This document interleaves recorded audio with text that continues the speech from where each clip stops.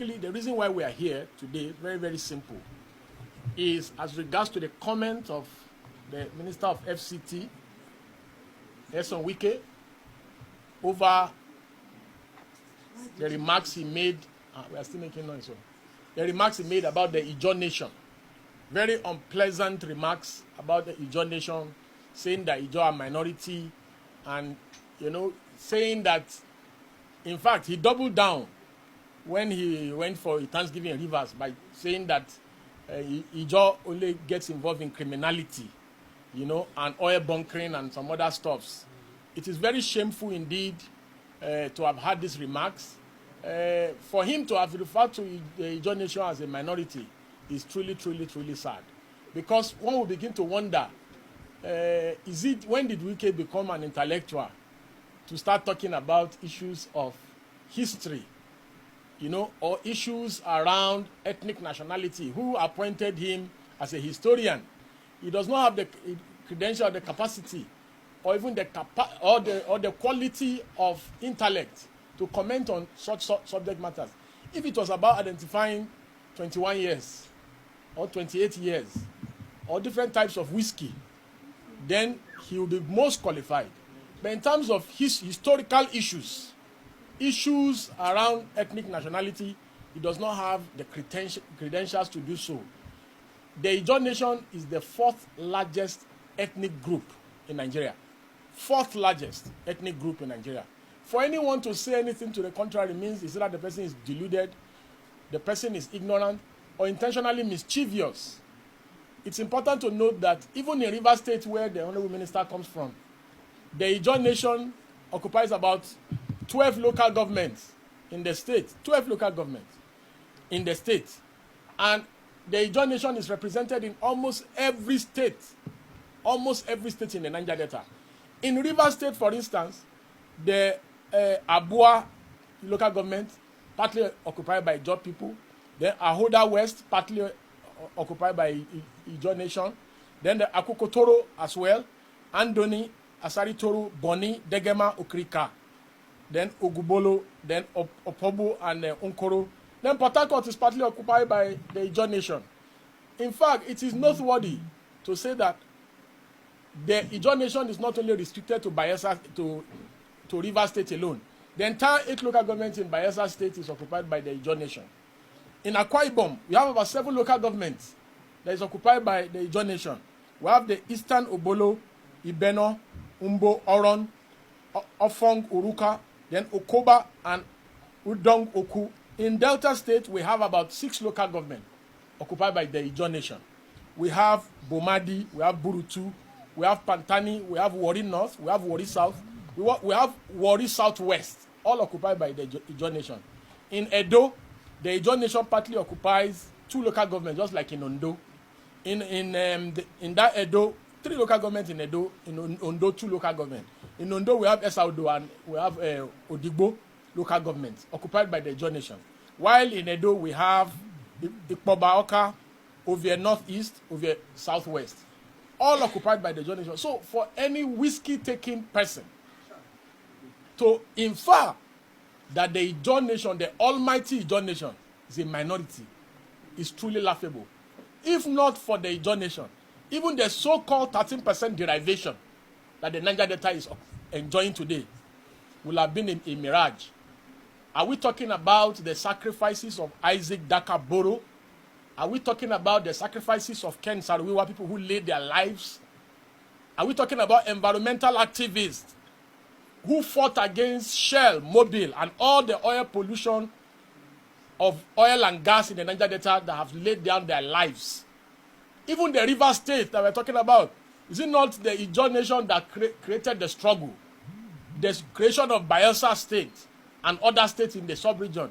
Is it not the struggle of Ijaw people that made this happen? For anybody to think that because today there are something in Nigeria that they can look down on the Ijaw nation because you are having a dispute with a governor and you begin to talk that, it's like when you are fighting a political foe, you start talking against Yoruba people, or you start talking against Fulani people, or you talk against Hausa people. As of today in Nigeria, and you can fact check the things we are saying, The Ijaw nation is the fourth largest ethnic nationality after Igbo, Yoruba, and Hausa. So how can anybody say they are minority? The FCT minister, Wike, his people, Ikwere, they are minority in Rivers, but they are governor. His people only occupy 4 local governments in Rivers State. The Ijaw people occupy 12 local governments in Rivers State. And you turn around and say that Ijaw people are minority. And yes, he actually said minority of the minority. You can imagine, how can people who occupy 12 major local governments in Rivers State be minority?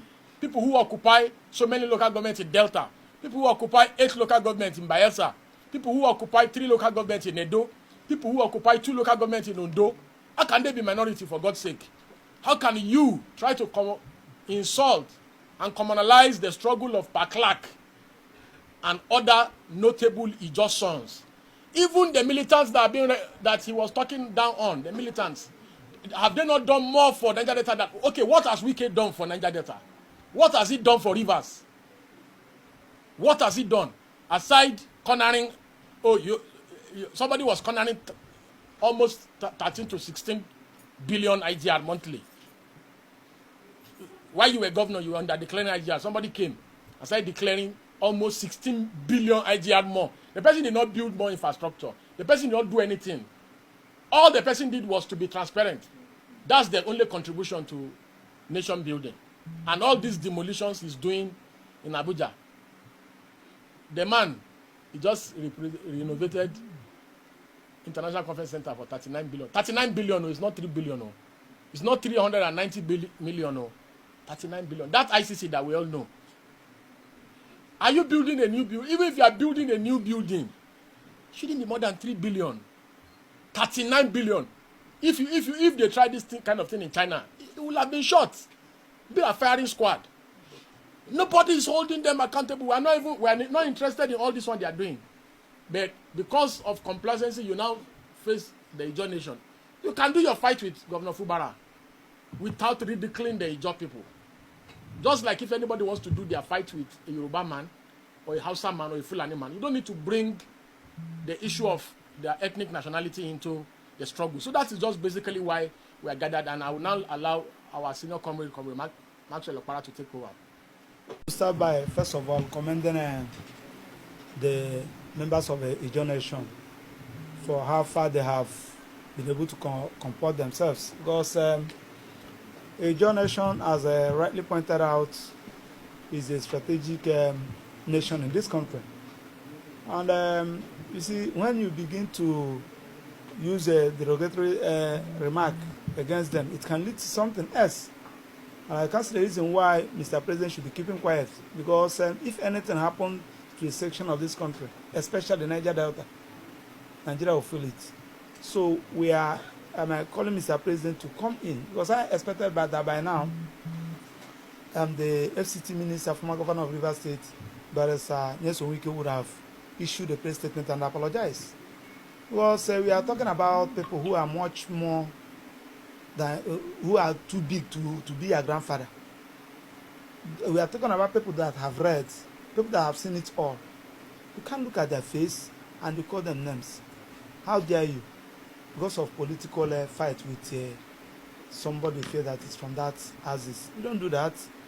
So, and why everybody is keeping quiet is not the best for us.